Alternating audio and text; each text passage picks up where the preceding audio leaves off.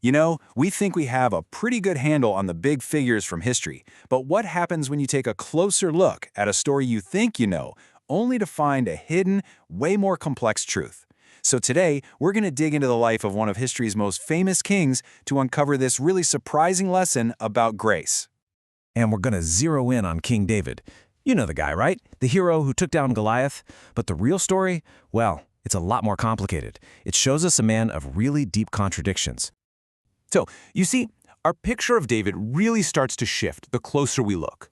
We all start with the hero, the kid with the slingshot. Then you start to see the savvy politician, the strategic ruler. But if you dig even deeper, a third layer emerges. A brilliant, but honestly a pretty resentful man, totally capable of holding a grudge and settling scores, even from his deathbed.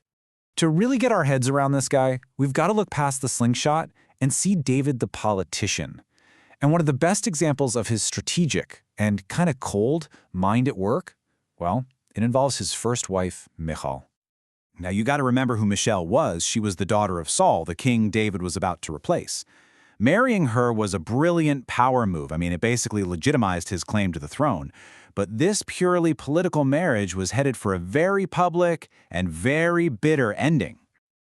Okay, so picture this scene. It's electric. The Ark of the Covenant, the most sacred object in all of Israel, is finally entering Jerusalem. David is so overcome with joy that he's literally dancing wildly in the streets. But Michal, watching from her palace window, is just disgusted. In her royal eyes, the king is making a complete fool of himself, and she is about to let him know it. And David's reply? Whoa, it is sharp. He tells her his worship is for God, the one who chose him over her entire family. And with that one sentence, he doesn't just defend himself. He also brutally reminds her of her family's downfall and his own rise to power. The political sting in that comment is just impossible to miss. And in the story gives us this one cold final sentence. Now, you could read this as some kind of divine curse, but a lot of scholars see something colder, a much more chilling political reality.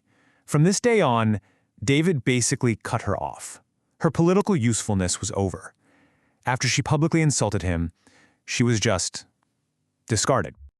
Okay, so what do we have? A cold, calculating politician.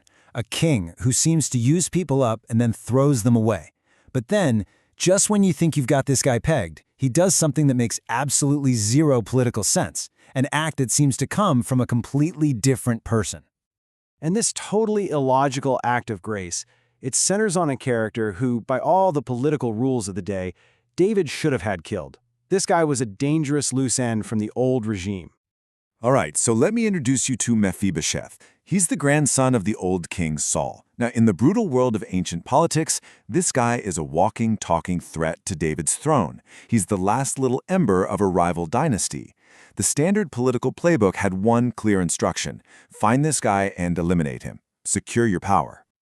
But David just throws the playbook out the window. He sends out messengers, not assassins. His goal isn't elimination, it's restoration.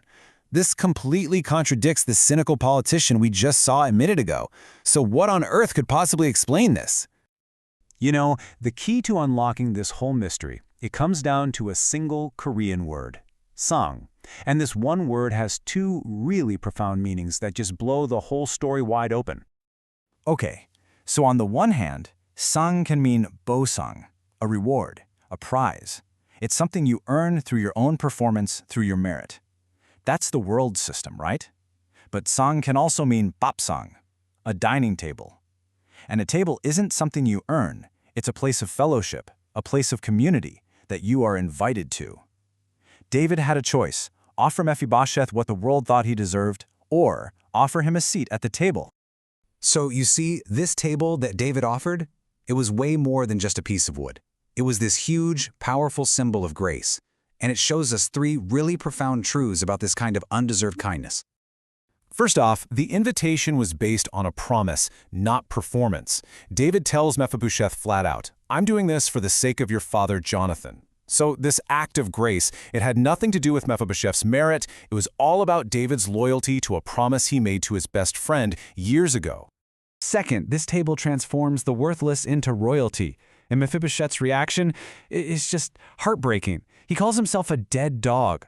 mean, think about that. As the last remnant of a fallen dynasty, as a man with a disability, he sees himself as completely worthless. He is fully expecting to be executed. But here's the thing. David doesn't see a dead dog. He sees a prince. And by inviting him to sit at the royal table, he completely restores his identity, elevating him from a hunted fugitive to a member of the family. The table becomes this place of radical transformation. And this is the third, and honestly, the most powerful point of all. The table covers all imperfections. Just imagine Mephibosheth, who is crippled in both feet, sitting at the king's table. The royal tablecloth would have draped over his legs, completely hiding the source of his shame. At the table, his brokenness was concealed. He could look the king right in the eye as an equal. So, okay, what does a 3,000-year-old story about a king and a table have to do with us right now? Well, it points to this huge tension that we all live with, the tension between earning our place and simply receiving it. I mean, think about it. Our world pretty much runs on that first idea, unbosung, the reward. We're taught from day one to perform, to compete, to constantly prove that we're worthy. It's a relentless climb, a system based entirely on what we can do. But this old story, it holds out this completely different way of living, the bapsung, the table of grace. It's a place that isn't earned, it's just given. A place that doesn't just acknowledge our value, it actually restores it. So the question for all of us is pretty simple. Are we exhausting ourselves trying to climb that mountain of performance? Or have we discovered the freedom that comes from simply accepting our seat at the table? The choice, just like it was for David, is ours.